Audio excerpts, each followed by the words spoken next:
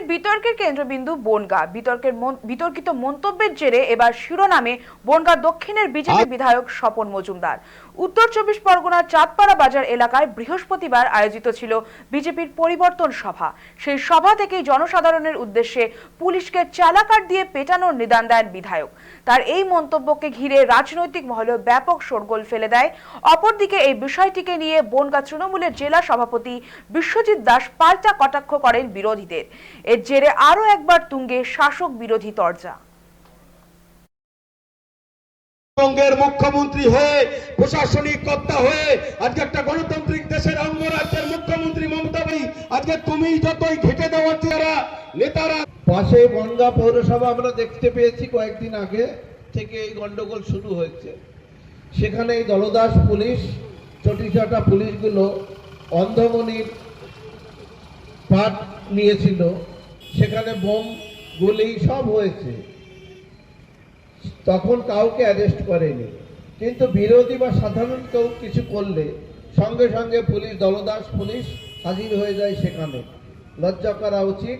মেরুদণ্ডহীন police, তাদের আমার মনে হয় এই বাংলায় পুলিশ বর্তমানে যে পোশাকটা পরে আছে, তাদের পরা না পরে তৃণমূলের ঝান্ডা ধরে রাস্তায় নামা দরকার।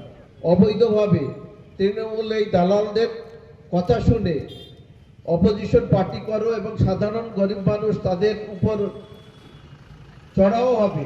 আপনারা প্রত্যেকটা পাড়ায় পাড়ায় জোটবদ্ধ হন, চলাকাঠ ধরে পিটাবেন, একদম সোজা চলাকাঠ ধরে পিটাবেন, তবেই এদের আসল শিক্ষা হবে। এরা এই পুলিশ ছাড়া এক পা চলতে পারবে না।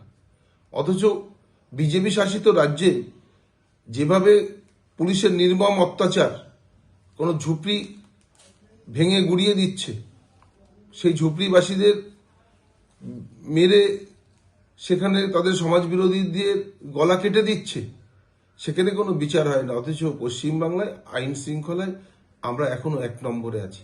তা পুলিশের ভালো কাজের জন্য ওরা দেখতে পাচ্ছে না, কারণ সমাজ বিরোধী কাজকর্মগুলো ও করতে পারছে না আগের মতন। সেই কারণে নোংরা কথা বলে কিছু সমাজ বিরোধীদের উৎসাহিত করবার চেষ্টা করছেন। বাংলার আইন শৃঙ্খলা ভালো আছে, ভালো থাকবে, আমরা কঠোর হাতে মোকাবেলা করতে জানি। অতএব স্বপন মজুমদাররা কি বলছেন, সাধারণ মানুষরা নিশ্চিতভাবে ওদের কথায় কর্ণপাত করে না। এবং যেভাবে SIR এবং নিয়ে ওরা কাজ করছে, মানুষ ইতিমধ্যেই বুঝতে পেরেছে যে এরা হচ্ছে বাংলা বিরোধী।